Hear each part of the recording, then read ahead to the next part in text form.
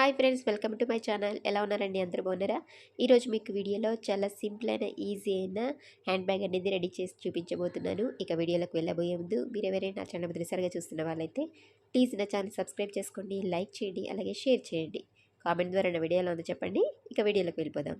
దీనికోసం నేను cotton cloth తీసుకున్నాను. అలాగే ఫామ్ షీట్ లైనింగ్ క్లాత్ పెట్టేసుకొని కంప్లీట్గా లైన్స్ లాగా స్టిచ్చింగ్ అనేది చేసేసుకున్నానండి. ఇప్పుడు దీని మెజర్మెంట్ అనేది చూద్దాము. 21 ఇంచెస్ అనేది పొడవు తీసుకున్నానండి. చూస్తున్నారు కదా, 21 ఇంచెస్ తీసుకున్నాను.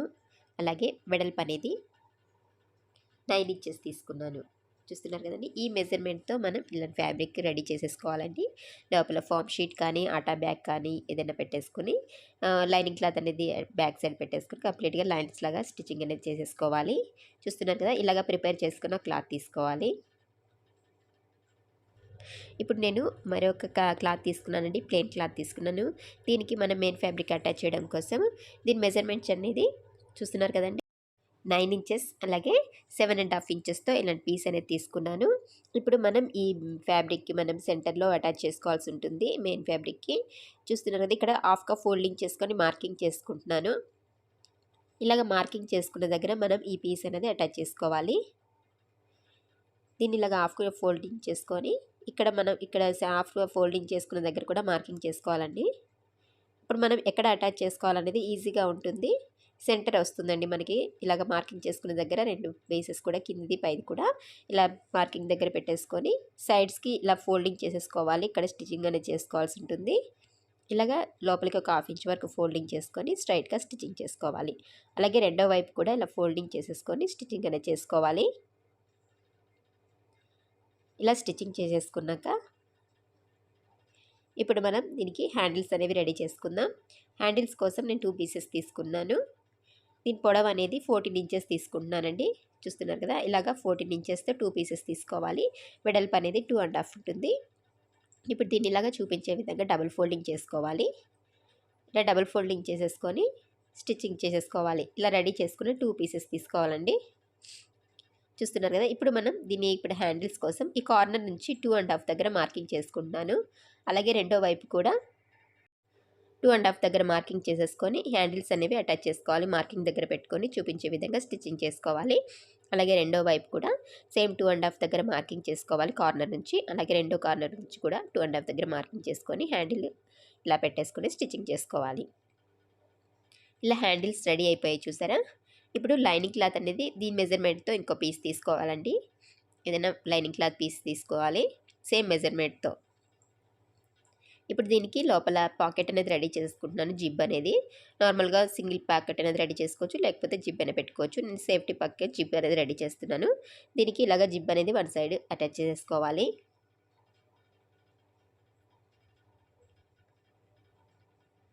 ఇలా వన్ సైడ్ తర్వాత ఈ బ్యాక్ సైడ్కి ఫోల్డింగ్ చేసుకొని టాప్ స్టిచ్ అనేది వేసేసుకోవాలి.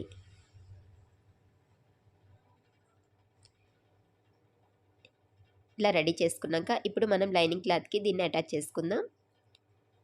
ఇలా వన్ సైడ్ ఒక 3 ఇంచెస్ దగ్గర కానీ 2.5 దగ్గర కానీ మార్కింగ్ చేసుకొని జిప్ ప్యాకెట్ అనేది రెడీ చేసుకోవాలి. ఇక్కడ మార్కింగ్ చేసుకుంటున్నాను. ఈ మార్కింగ్ దగ్గర ఈ జిప్ అనేది పెట్టుకోవాలి. ఈ సైడ్స్కి 3 వైపులా కూడా ఫోల్డింగ్ చేసుకోవాలి. ఫోల్డింగ్ చేసుకొని 4 వైపులా కూడా స్టిచ్చింగ్ అనేది చేసేసుకోవాలి. ఇలా స్టిచ్చింగ్ చేసుకుంటే మనకి పాకెట్ అనేది రెడీ అయిపోతుంది. ఇప్పుడు మెయిన్ ఫ్యాబ్రిక్ని తీసుకొని ఇలాగ హాఫ్గా ఫోల్డింగ్ చేసుకున్నాను. ఈ కార్నర్లో 1.5 దగ్గర మార్కింగ్ చేసుకుంటున్నానండి. అలాగే రెండో వైపు కూడా 1.5 దగ్గర ఇలా మార్కింగ్ చేసుకొని బాక్స్ లాగా పెట్టుకోవాలి. అలాగే రెండో వైపు కూడా సేమ్ 1.5 ఇంచ్ దగ్గర మార్కింగ్ చేసుకొని ఇలాగ బాక్స్ తీసుకోవాలి. ఈ 2 పీసెస్ని కూడా కట్ చేసేసుకోవాలి.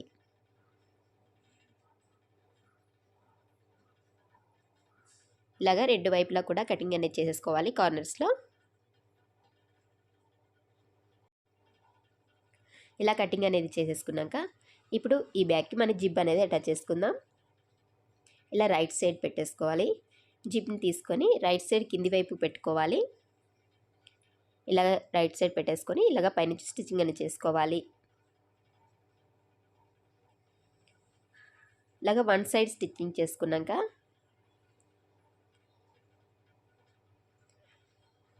ఈ జిబ్ని రెండో పార్ట్ తీసుకోవాలండి. ఇలాగ రెండో పార్ట్ని రైట్ సైడ్ చూపించే విధంగా పెట్టుకొని ఇలా స్టిచ్చింగ్ చేసుకోవాలి. ఇలాగ రెండు వైపులా కూడా స్టిచ్చింగ్ అనేది చేసేసుకోవాలండి.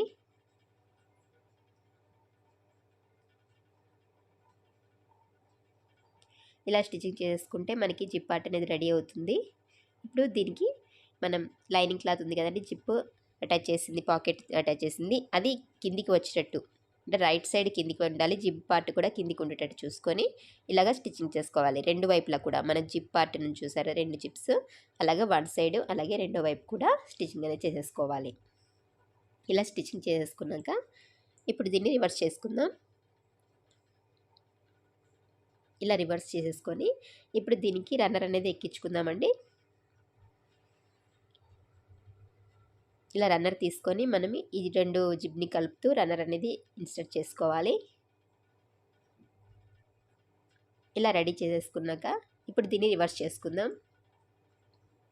ఇలా రివర్స్ చేసుకొని లైనింగ్ క్లాత్ సపరేట్గా అలాగే మెయిన్ ఫ్యాబ్రిక్ సపరేట్ చేసుకోవాలి. సెంటర్ జిప్ వచ్చేటట్టు చూసుకొని ఇలా ఫోల్డింగ్ చేసేసుకోవాలి.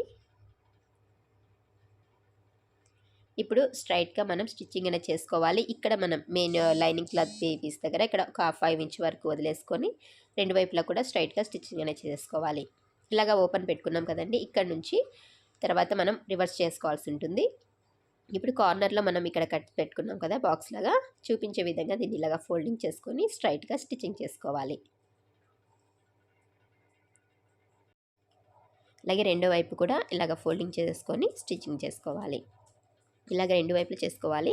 అలాగే ఇంకో వైపు కూడా ఇక స్ట్రైట్గా ఉంది కదండి, ఇలాగ చూపించే విధంగా ఇలాగ కోన్గా వచ్చేటట్టు కార్నర్లో వచ్చేటట్టు ఫోల్డింగ్ చేసుకొని 1.5 దగ్గర ఇక్కడ మార్కింగ్ చేసుకొని స్ట్రైట్గా స్టిచ్చింగ్ చేసుకోవాలి. అలాగే రెండో వైపు కూడా ఫోల్డింగ్ చేసుకొని సేమ్ 1.5 దగ్గర మార్కింగ్ చేసుకొని స్టిచ్చింగ్ అనేది చేసుకోవాలి. ఇలా 4 వైపులా కూడా స్టిచ్చింగ్ చేసుకున్నాక ఇక్కడ ఓపెన్ పెట్టుకున్నాం కదా, ఇక్కడ నుంచి బ్యాగ్ని మొత్తం రివర్స్గా చేసేసుకోవాలండి. ఇలా బ్యాగ్ని మొత్తం రైట్ సైడ్కి మనం రివర్స్ చేసేసుకోవాలి.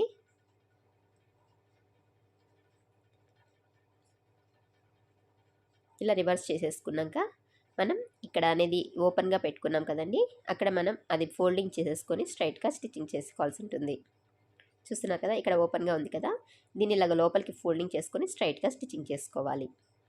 ఇలా స్టిచ్చింగ్ చేసుకొని లైనింగ్ క్లాత్ లోపలికి పెట్టేసుకుంటే మనకి బ్యాగ్ అనేది రెడీ అయిపోయింది. చూసారు కదండి, చాలా ఈజీగా రెడీ చేసుకోవచ్చు. మీరు కూడా రెడీ చేస్తారని అనుకుంటున్నాను. మీకు ఈ వీడియో నచ్చినట్టయితే ప్లీజ్ నా ఛానల్ సబ్స్క్రైబ్ చేసుకోవడం మాత్రం మర్చిపోకండి. అలాగే లైక్ చేయండి. కామెంట్ ద్వారా నా వీడియో ఎలా ఉందో చెప్పండి. మీకు ఏమైనా వేరే బ్యాగ్స్ కానీ ఏమైనా కావాలంటే కామెంట్ ద్వారా తెలియజేయండి. నేను స్టిచ్చింగ్ చేసి చూపిస్తాను.